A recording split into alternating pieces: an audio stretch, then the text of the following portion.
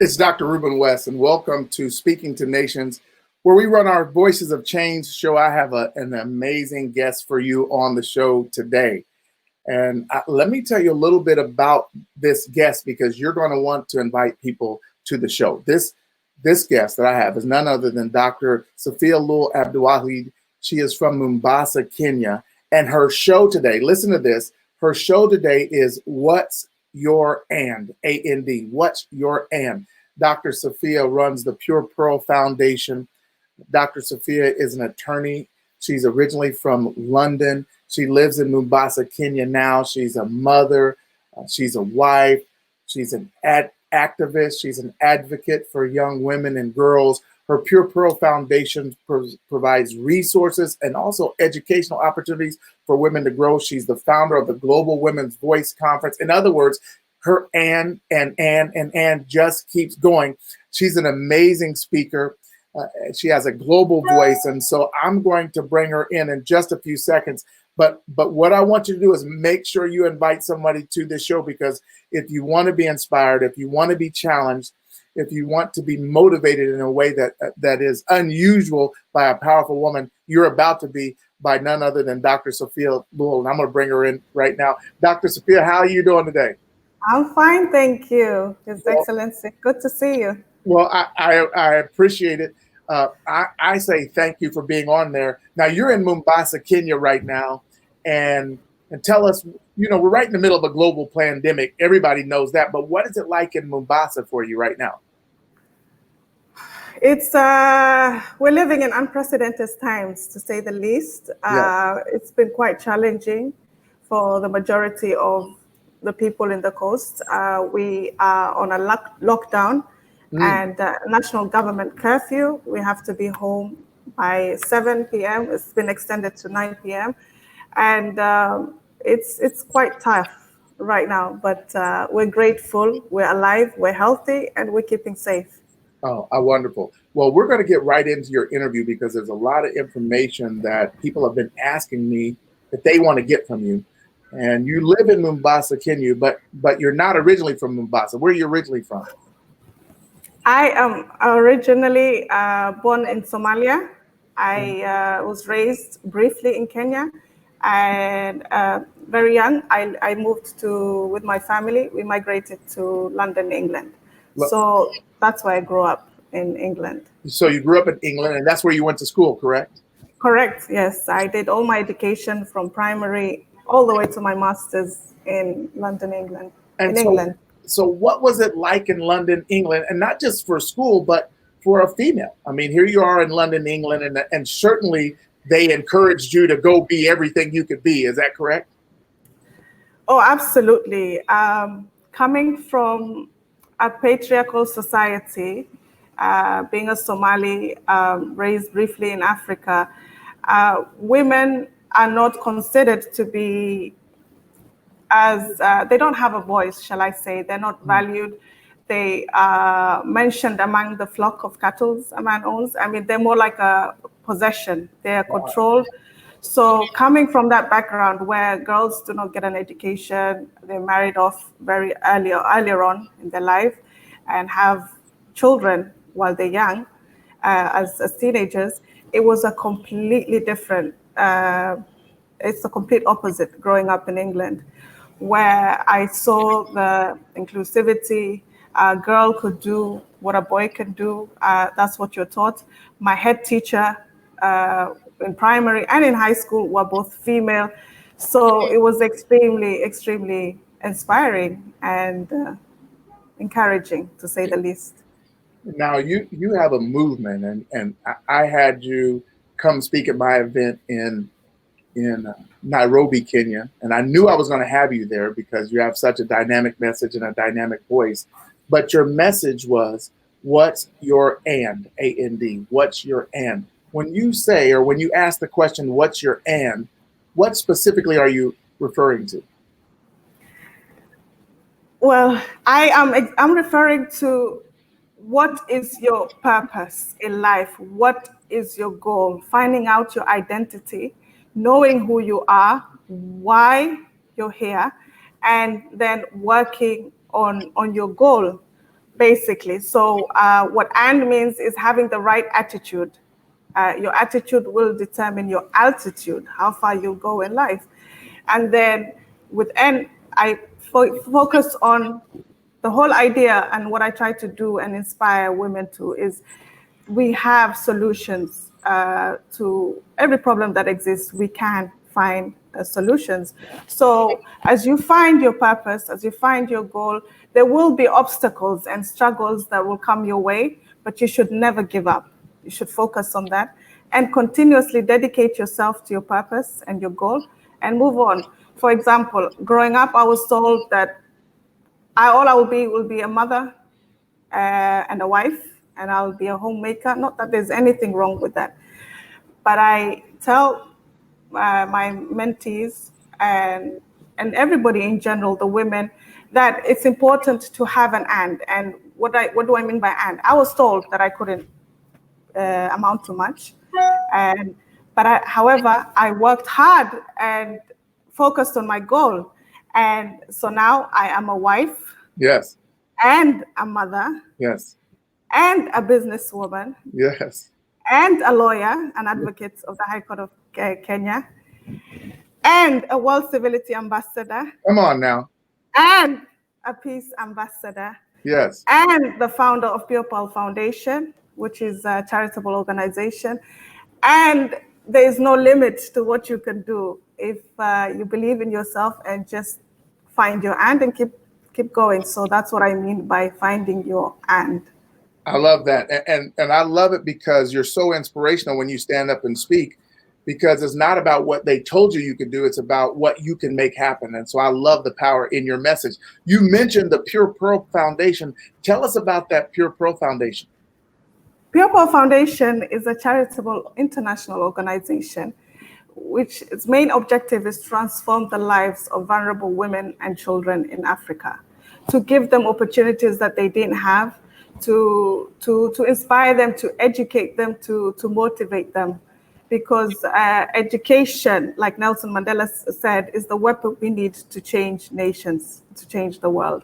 So we start with education, and then we empower them and also focus on work we do with environment. So it's just to encourage them to live their life to the fullest potential.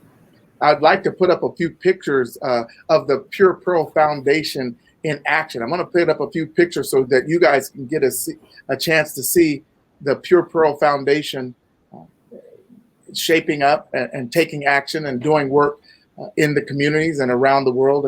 And Dr. Safia, as I put these pictures up, tell us what's happening in these pictures or what was going on. This is part of our mentorship program in Pure Pearl Foundation. We encourage the girls and the young ones, male and female, to find out what is their purpose and the cause in life. And we have, for example, currently a program called Jijue Jitambue in Kiswahili, that is. And in English, that means know yourself and know who you are and develop yourself. So in those pictures that you shared with the younger kids, they're orphans. And this is an all-girls school where we gave them motivational speeches and encouraged them. We brought counselors to come and encourage since they're in the adolescence age. We also gave them sanitary towels to support them with their monthly cycles as young girls and speak to them about the importance of hygiene. And in the picture where there were young children, they are orphans, and this organization is, we collaborated with an organization called Toto Africa, there's children in Africa, and we were training them on leadership, and it was so amazing. The kids were so excited. There are many that want to be a president. There's another one who wants to be a governor. They all want to take leadership roles, and it was life-changing for all of us. And you encourage them and tell them that they can be in leadership roles, that they can be president or governors, right? Absolutely. You can be what the mind can conceive, you can achieve. So you can be whatever you choose to be, you want to be. I love That's it. what we tell them. So let me ask you this, Dr. Safia, because you said that, hey, there's been times when you've been restricted or they told you what you could be or you couldn't be. But everybody needs a breakthrough experience. Everybody has some kind of experience that they come into, whether it's somebody coming to speak, like you said you were doing for the young girls, or some event, or being at some rally or something like that. But what I want to know for you is, what's that experience that served as a breakthrough experience for you towards changing your cultural narratives? Like, what was that experience for you? I've had several interactions with great leaders and mentors, but most importantly, what I would say is I think my mother and grandmother having such a huge impact in my life. And although they did not receive the education, the formal education that I got, they also always encouraged me to just break the cultural norms and the barriers. I can be more than a housewife. I can be all that I want to be if I work hard. And so that helps me. And of course, with the faith and belief in God, because with God, nothing is impossible. And Yeah. so focusing on God and what my mom, my parents, and my close loved ones had told me, and also moving to England at a young age, that helped me break the cultural norms, or that people would perceive women as, just to be a housewife. So when I saw the inclusivity, when I saw girls and boys competing in sporting events, when I see that a woman is a bus driver, when I have women in leadership roles, teachers who are the head teachers being female, that changed. Those experiences changed my perception. Hmm. Yeah. I love that. You have an event that you put on. It's the Global Women's Voice Conference. As a matter of fact, I think I have a picture of that, you standing at the lectern. The Global Women's Voice Conference. This was an event that you started. I got two questions. Number one, what made you start the event? And then number two, how was it? Like, what was it? What you expected? What did you learn? Wow. What truly encouraged me to actually start the conference with the Pure Pearl Foundation was being in the field and dealing with issues that are related to the youth and women. I've seen that there was a high illiteracy rate in the coastal region of Mombasa. There was also issues of youth unemployment and lack of opportunities, and also the lacking of skills and training needed, for example, to start a business. And so within the programs of Pure Pearl, which I would summarize to the 3 E's, which is number one, education, secondly, empowerment, and thirdly, working with the environment. But with education and empowerment is what my focus was on. Being a Muslim, and the majority of the people in Coast come from all faiths and backgrounds, but majority come from adhere to the Muslim faith. And it's not the religion that states that a woman, it's nothing to do with religion, but more of a culture. So again, breaking that cultural norm of telling the girl that, you know what, you don't even need an education. And believe me, it still exists. I thought I left when I was young. It was still there. It's still here. And people believe that, a girl's job is just to get married. So I wanted to give the opportunity to the women and the youth to just improve their skills, to be motivated, to be inspired, and to just talk about what Pure Pearl does and encourage them to join us on mentorship programs and all other developmental programs and sustainable programs that we have. And what inspired me the most was the wonderful speakers that came from all over the world, including yourself, Dr. West. You have no idea how you've changed the lives of those. They're so inspired. Till today, they talk about the Global Women's Voice Conference that happened last year. And it was just absolutely inspiring and life-changing and motivating. They were so excited. And the theme for that conference was Unleash Her Ability.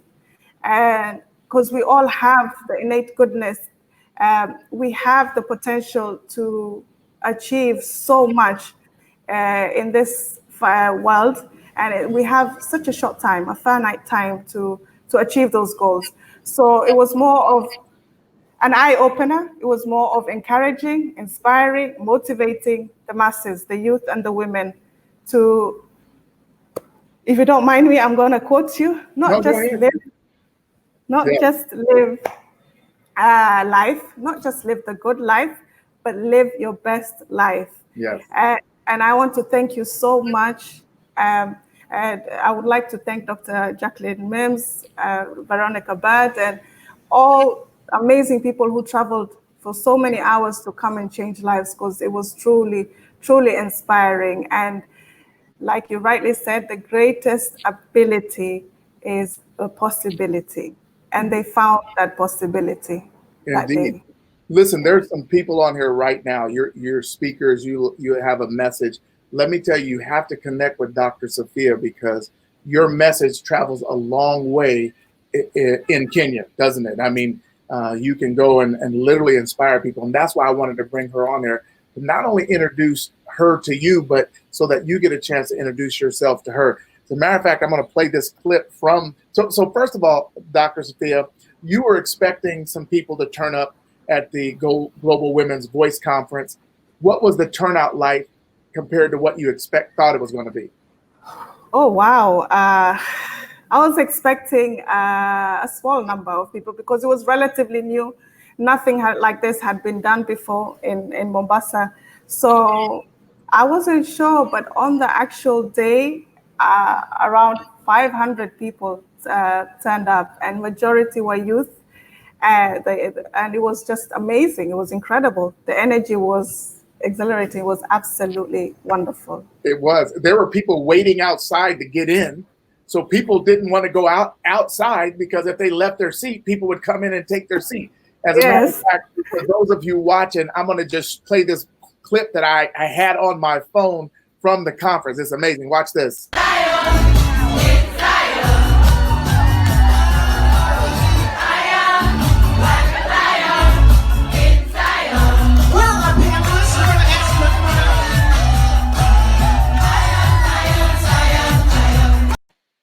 How great was that? I mean, when you look at that, what memories come back to you? What do you think about seeing that? Oh, a lot of great memories. I just recall the amount of youth, the young adults that we mentor coming up and just hugging me and saying, "Thank you so much. You've changed our lives. Like, this is so amazing." The speakers were all great. We are so inspired, and we want to live our life to the fullest. We want to unleash our ability, our full potential. And I was like, excellent. I love it. You know, let me tell you, if you're listening right now, there's somebody that probably needs to hear this message from Dr. Safia, to ask them what's their and. Do me a favor and share this message. And if you have a question for her, go ahead and drop it in the feed. We're going to keep going on with the interview. Dr. Safia, at the event was packed. And then that night we left and came back, and for the first time, you had an award ceremony to award different people throughout the community for their service, for their give back. Tell me, why did you do that? You know what? It mainly comes from the point that many people do a lot of great work, but they're not appreciated, they're not recognized. And so for the award ceremony, which was in conjunction with I Change Nations, and of course, well, like our mentor, Dr. Clyde Rivers says, you know, we have to bring back the lost art of honor. You have to honor and appreciate those who were changing communities, impacting lives, and are bold and living courageously.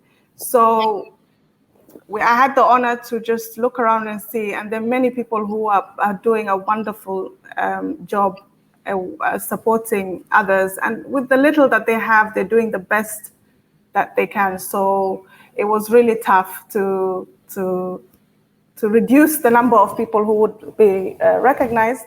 But you know what? There's always a next time. But that was the idea behind appreciating and encouraging the community heroines and heroes on that day, acknowledging them. Now, I was so thankful to have an opportunity to be a part of that and participate in that.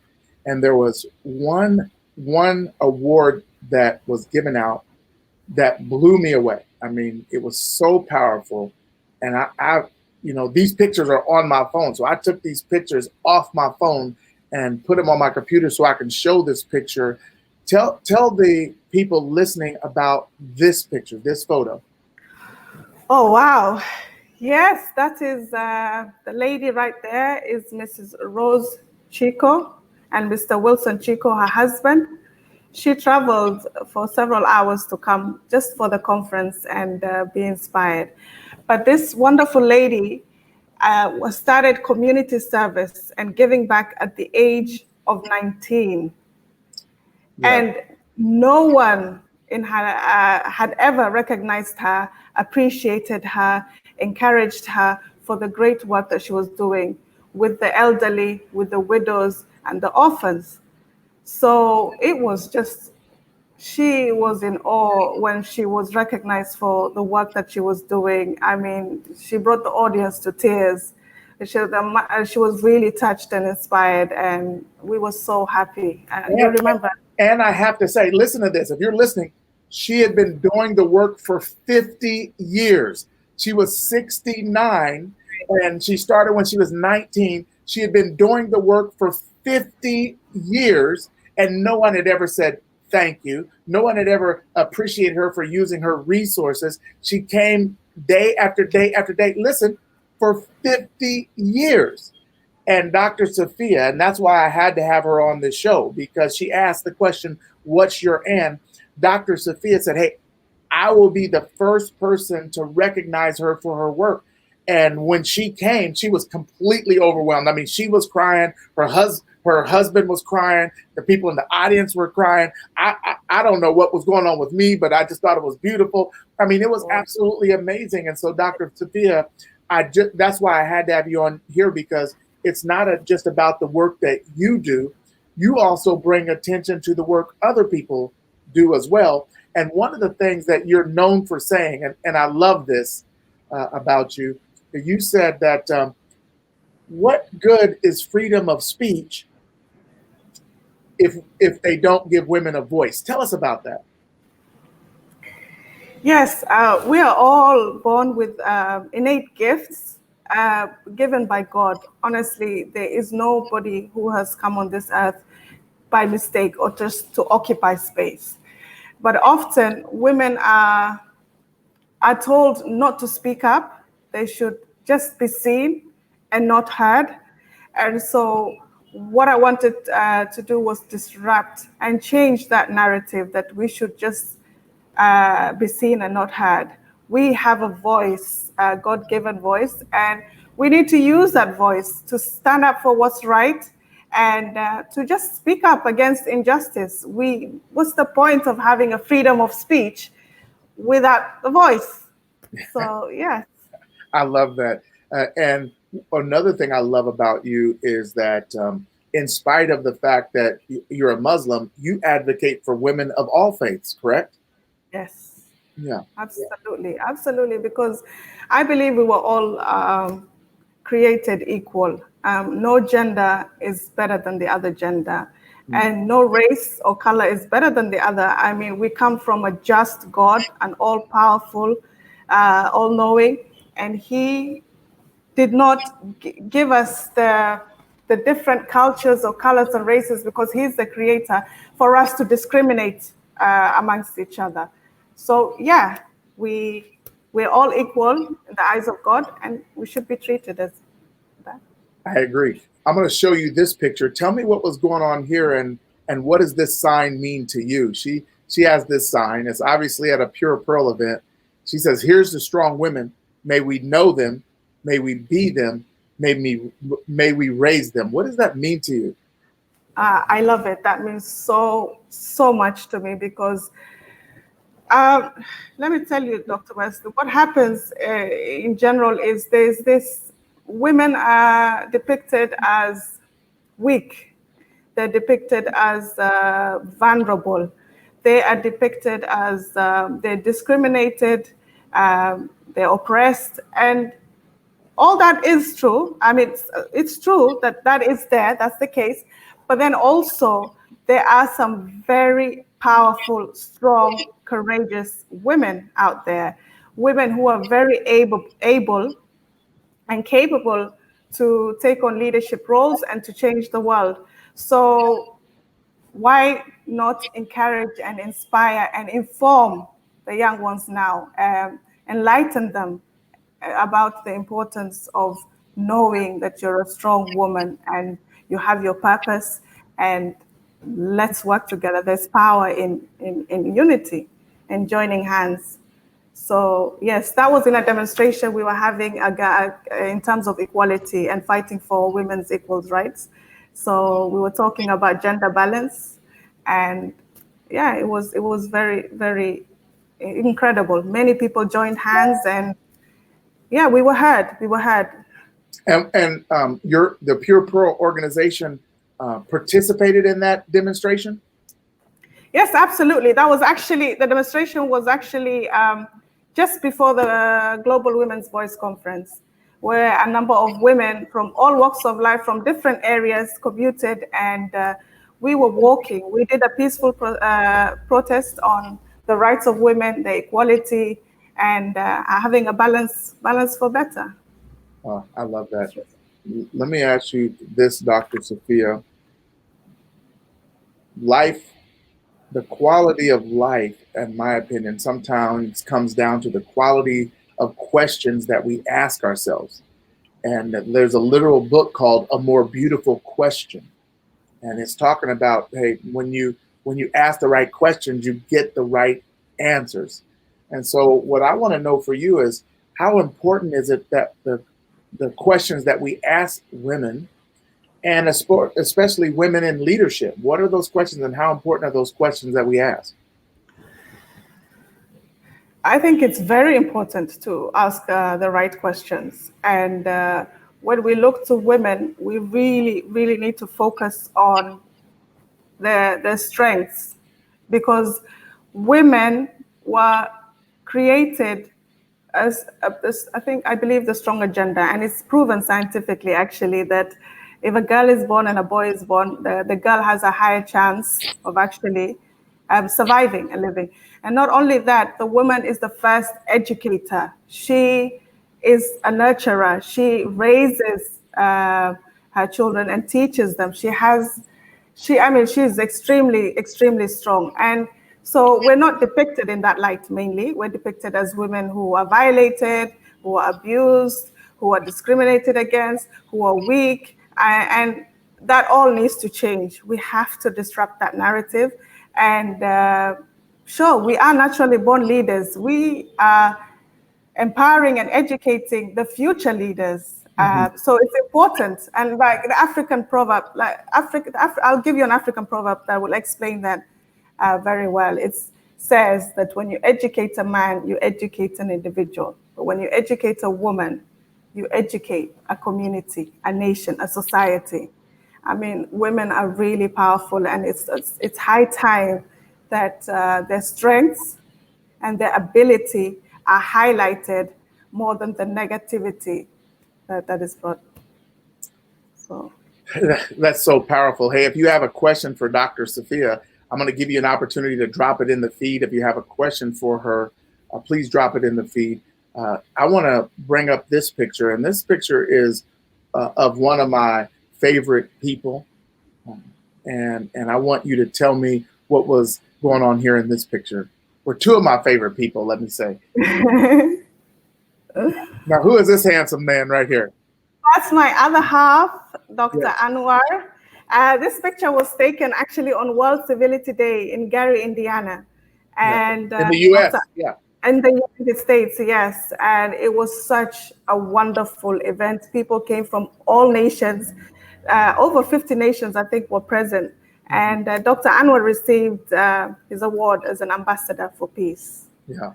But So, from the Universal Peace Federation, which operates in over 150 plus countries, and you were actually appointed World Civility Ambassador. And for the people who don't know it and you're listening right now, Dr. Safia was named the 2019 African Woman of the Year. And so, what was that like for you to receive such a distinction? I was truly, truly humbled and honored to be receiving that award. It was a representation for not just my family, but for everybody, all African women, and especially as a Muslim woman, and all that, being a female, being a woman, being a Muslim, uh, and African descent. It was just incredible, inspiring, and I mean, for those who much has been given, much is required. It made me think I have to really work on amplifying the women's voice, educating them on their rights, motivating them, inspiring them, and encouraging, and also working on civility, the people treatment, treating everybody how you want to be treated. So I'm absolutely honored and humbled, and to be mentored by great men like His Excellency Dr. West and Thank His you. Excellency Dr. Clyde Rivers. So it was truly humbling. It was a humbling experience. Wonderful. Dr. Tracy has a question for you. She said, what would you say to women today who are trying to adjust in this time of unrest around the world? What would you say to them? I would say times change. Yes, we have challenges, but if you focus on your true self, know who you are, because I think identity is a very uh, key question that we have to ask. Who am I? Where am I from? Why am I here? What's my purpose? Where am I going? It's those questions are timeless, shall I say. They don't are not defined by time. So it's imperative that the young girls ask themselves those questions and focus on why they're here. Because ultimately, like Dr. Steve Covey had said, we have to begin with the end in mind. So we know we're here right now, but we're not going to be here forever. Right. What is it? What is your purpose? What is it that brought you on this earth? I mean, why did God bring you, choose you? What is your innate gift and talent that you want to share with humanity? And to just work on that and be inspired, because all this will change. Yeah. Yeah. Dr. Safia, there's speakers listening right now. I see several on here, Sakoni Prince, Dr. Sonia Robinson, who you met in Kenya when we were speaking at my event, Dr. Tracy Ward, Gwen Cunningham. There's a lot of people on here that may have a message. And what I want them to understand is that I was very surprised when I went to Kenya and to Mombasa how well my message was received. You're going to be doing this Global Women's Voice Conference. We had one scheduled and planned. Obviously, the coronavirus had its own plan, so we had to make some adjustments to that plan. But when you think about their message and bringing it to Kenya, how do you think their message is received by the people of Kenya, by the women of Kenya? Oh, I absolutely believe the message is received with open arms and an open heart. People are thirsty for knowledge. People are thirsty for that information, and especially the women and the youth. They would love that encouragement. And so for all the listeners out there, I would encourage you to come see Africa, see Kenya, and see the potential that we have. We have, a population of almost 40 million, and majority, over 50% are young, are the youth. So Please come, share your message, share your knowledge, and encourage us all. I'm going to go to a question from Sakoni Prince, but before I go to that question, I want you to speak on this. I was there in November of last year. I was in Nairobi, and you were over in Mombasa, where you live, and they had a ceremony, and you were part of the ceremony, and you were recognized as one of the top 100 Muslims in Kenya, the whole country. What was that? And I bring this up because I want the people who are listening to you to see your humility, to see your grace. I mean, you have all these honors and all these accolades, but you're still just a down to earth person. You're very civil, you're very humble. But what was that like for you? And what keeps you so humble? What keeps me humble? God. Honestly, I cannot take credit for all these accomplishments. It's with the grace and favor of God. I am I'm grateful. I'm grateful to the Almighty. I ask Him to guide me and strengthen me so that I can be able to do His work. Be of service to others, be of service to humanity.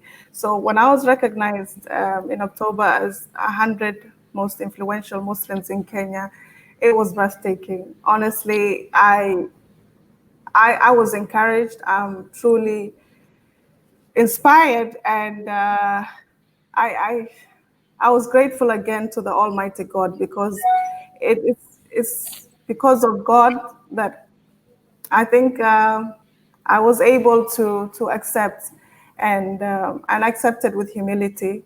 And there's so much more. I think there's more again we can do, but it was a great experience, and I was humbled and thankful. Yeah. So Coney Prince asked, do you think women can lead, be in leadership positions, and still be heart-centered in their approach? Yes, I believe women, like I said earlier on, are natural born leaders. They can lead. Yes, they can.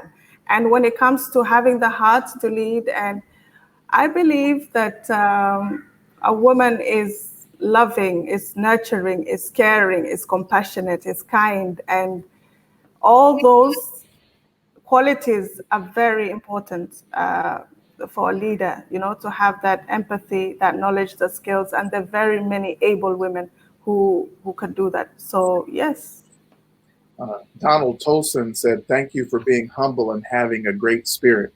I think people recognize that in you. And one of the things I would say to everyone listening is when I went to Mombasa, my wife and we experienced Dr. Safia in action. The members of her Pure Pearl Foundation, her team, they all had spirits of service, spirits of giving.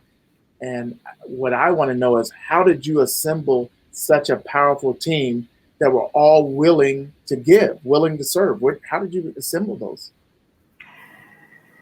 Having the right team and the right people with the right attitude is very important for anyone to succeed. Mm-hmm. And so I go with people who share the same value of service, of giving to humanity, of working hard and pushing yourself to the limit. So I was glad to have a great team, and I I'm very thankful for having the right team that have the right attitude. Hmm. Dr. Safia, what made you want to become an attorney? The love for justice. I believe there's right and there's wrong, but you cannot be when you must stand up for what is right and not just take the neutral ground. So growing up, again, I felt the need. I first and foremost enjoyed the study of law in college and in university, but I had a passion always to give back and to help. And I saw this coming from my society, where again a woman is voiceless, she cannot speak up, she cannot fight for her rights, I felt the need that this is my chance to get an education and inform and educate others, fight for their rights, and stand up for justice. So it was for the love of justice that living in a just environment, just society, that encouraged me to study law.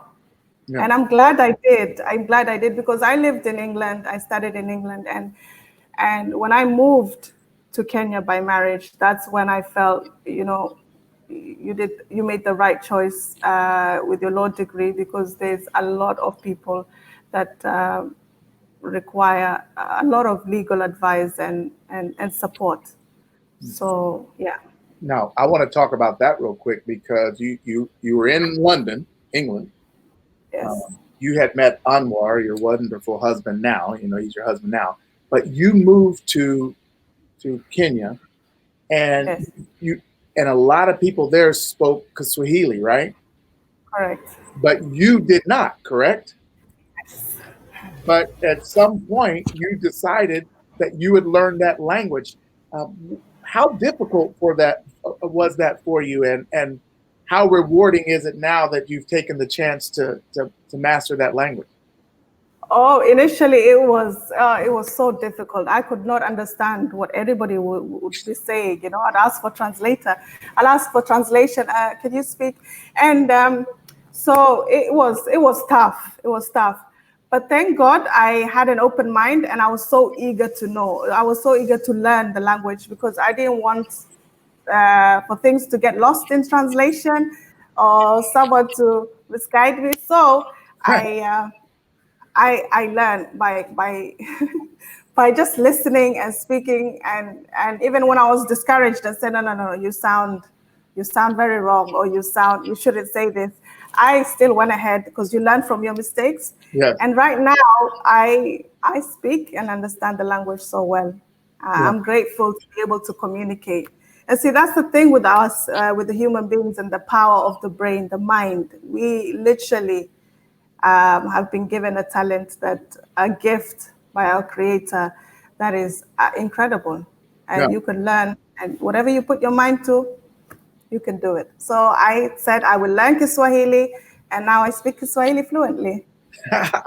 That's why I want to introduce you to the world, to the people who don't know you, because you don't hesitate to take on a challenge. I mean, imagine going from Somalia, then to London, then you go to Kenya. You're an attorney, you're learning the language. You're also an entrepreneur there as well, correct? That's correct.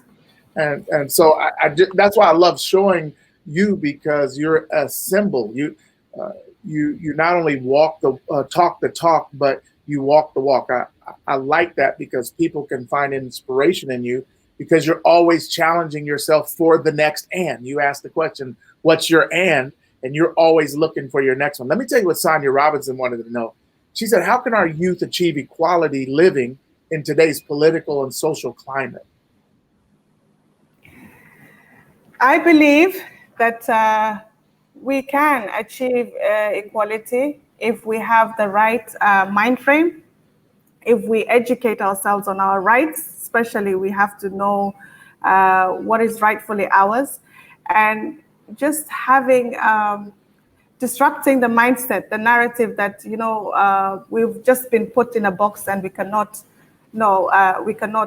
do certain things or be certain things. We have to educate them and inform them of the possibilities that are there. And we come from a limitless God, and so why should we limit ourselves? So it's a matter of educating them. Education is really important. Like Malcolm X says, education is the passport for the future, for tomorrow belongs to those who prepare for it today. And so it's about preparation, equipping them with the right skills and right attitude, right mindset, and they'll be ready. I mean, focusing on what's right and doing the right thing. Now, if you don't mind, I would like to just share with the audience about your family. So you're married. We talked about your husband, Anwar. What about your children? How many children? Yes, I have 4 children, truly blessed and grateful to the Almighty God. I have a daughter, Hannah, who is 13, and my son, Hanad, 4. I have 10, and then I have a 7-year-old daughter called Zian, and a 3-year-old daughter called Zaina. So Now, it's come on. Now, the reason I had to bring this out is because listen to what she did. She just said.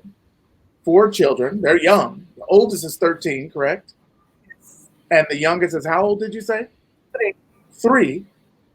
And you still run the Pure Pearl Foundation, and you're still an attorney, and you're still an entrepreneur.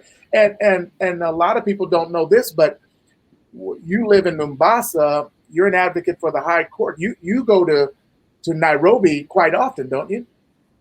Yes.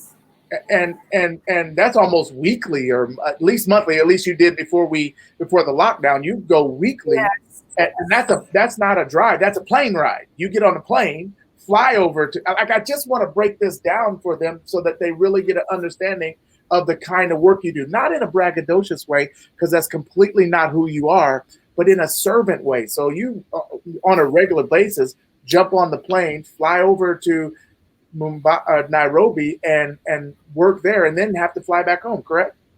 Yes. And so how do you keep all that up? I mean, that's what I want them to understand. And what keeps you going? Why don't you just say, hey, enough is enough? What keeps you going? I have to say it's not easy. It's hard work, raising a family, being a career woman, trying to achieve your goals, trying to give back to humanity and society. It's not easy. But what drives me is, again, my service to humanity, the passion that I have to just give back and help others. And I think Mahatma Gandhi said it very well. The best way to find yourself is to lose yourself in the service of others. So it's about finding my and in order to find my and, I have to give back and serve others. So that's what encourages me. Powerful. Dr. Safia, let me ask you this, because people don't know. People don't know. And so I want to, you're a very easy person to introduce concepts to other people. And what I've noticed about you is, even though you're Muslim and that's your faith, you work with people from all religious backgrounds to come together to achieve results. What's that like, and what gives you the ability to do that? Because in so many other instances, most people are looking for differences and why they are different. And what you look for is what we can do and how are we the same. What gives you the ability to do that? Again, it comes from the teachings of our Prophet Muhammad sallallahu alaihi wasallam. Islam is a religion of peace. So my upbringing is about learning to be inclusive, and I'll quote our Prophet Muhammad sallallahu alaihi wasallam. The Prophet Muhammad said, peace be upon him, that you're not a true believer if you do not want what you have for your brother or your sister. And the same can be translated in all scriptures. And we all believe in treating people how you want to be treated. Exactly. Because God is love, God is kind, God is compassion, God is merciful. And when it comes to love, it knows no boundaries, it knows no colors, it knows no.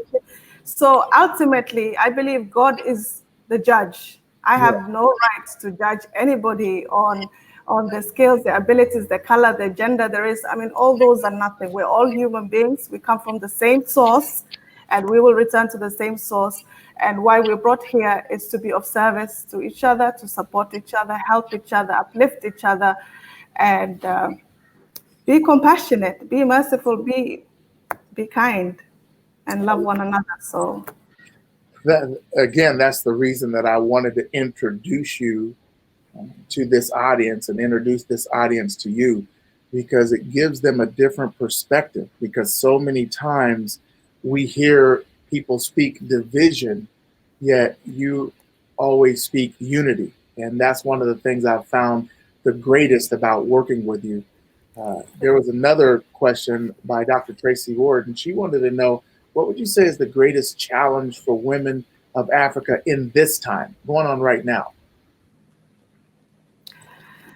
I think the greatest challenge with these times, the unprecedented times we're facing with the coronavirus, is that many women have been, and those are working mothers, for example, have been reduced to be staying at home and take care of the children, because right now I'm one of the, we're having online classes. So the narrative in general is, like I told you, we still have a long way to go here in Africa. I mean, it depends, the different cultural beliefs, but patriarchy is quite strong. And so at this time, when things are difficult, the challenges are going, it's the woman who has to stay back and take care of the household. She cannot go to work if she was working, because now the children are at home, and just supporting and ensuring that everything is running well. So I think that would be the biggest challenge. And also there's a lot of mental health issues on the rise. You know, women put on that role can be very depressed, can be stressed, and they don't speak up easily, so they might be keeping all that in, and so it's quite challenging for the women and the girls too, because the girls are right now at home, and with that there's been a very high the rate of gender-based violence or rape against the girl child has increased dramatically.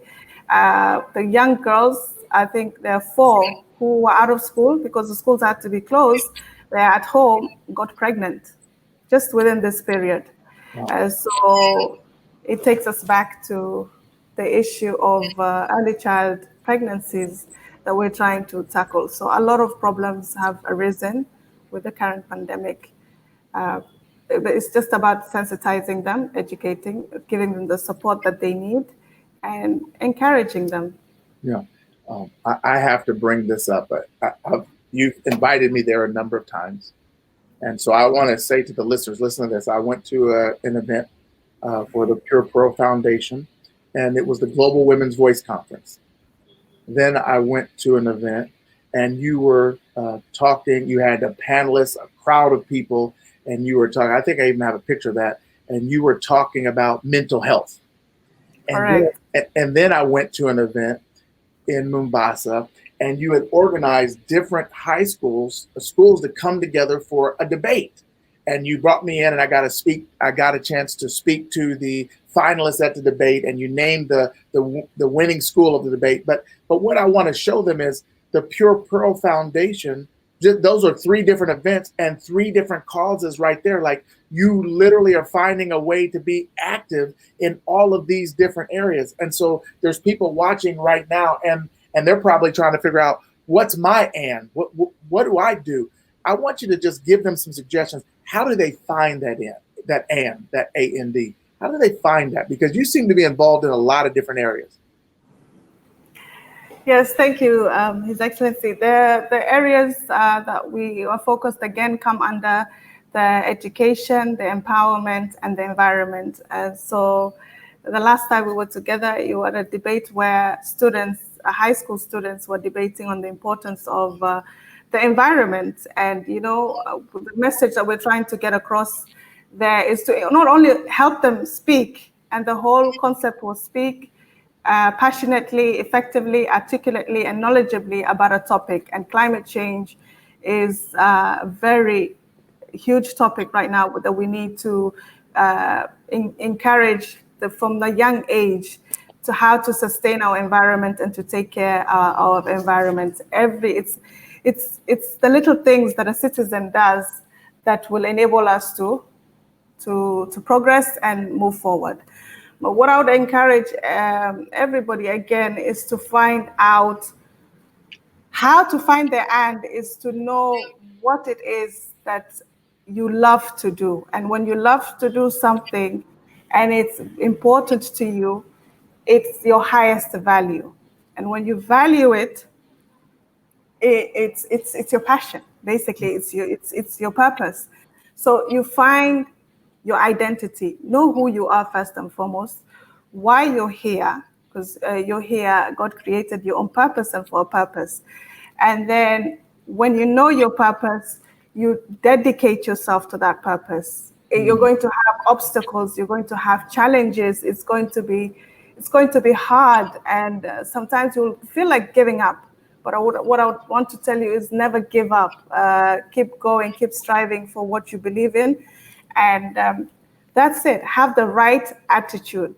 Have a positive mindset. So when things get tough, don't give up. Even when others tell you, you know what, you won't be able to do it, you can't do this, don't give up.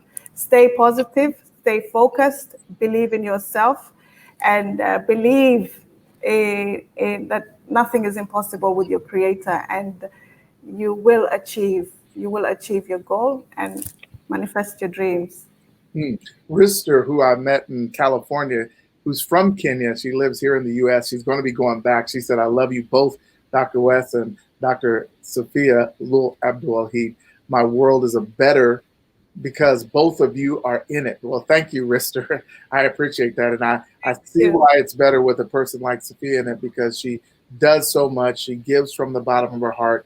That's just the kind of person she is. Dr. Safia, I want to give you closing comments to our audience. You guys can give her a virtual round of applause. She's done an amazing job.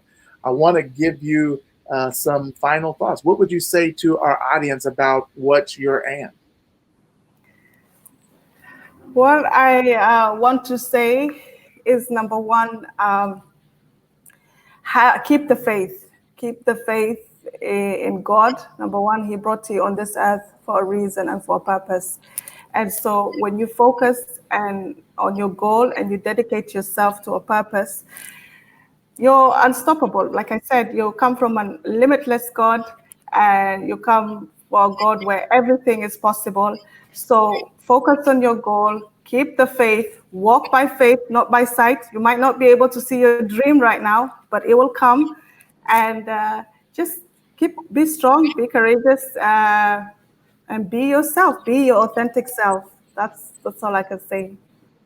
Well, there you have it. It's Dr. Safia Lul Abdiwahid. I told you that she's a powerful individual. She's making a tremendous difference in the world today. She's a World Civility Ambassador. She's an attorney. She's a mother. She's a wife. She's an advocate for others. She's an entrepreneur, the founder of Pure Pearl Foundation, the founder of the Global Women's Voice Conference. I mean, the list goes on and on and on. And the point I'm trying to make is she's really pushed herself to find her and, A-N-D. And she's asking you the exact same question. What is your and? Dr. Safia, I couldn't have asked for a better interviewee. Thank you for all the knowledge that you've shared with my audience. We appreciate you. We love you. And I can't wait till you launch this next Global Women's Voice Conference whenever we're out of this pandemic, because I look forward to being there. So thank you so much for being on the show. Thank you for having me on the show. I'm truly honored and can't wait to have you back in Kenya with us. I can't wait. Hopefully I can bring some of the people listening in with me. Please do. Please come, all come many. Yes, and you guys are going to love it. Let me tell you, you're absolutely going to love it. Hey, this is Dr. Ruben West, speaking to nations, and thank you for tuning in to Voices of Change, where we bring powerful voices to give you information on how we can impact not only our community, not only our lives, but the world at large. Thank you for tuning in.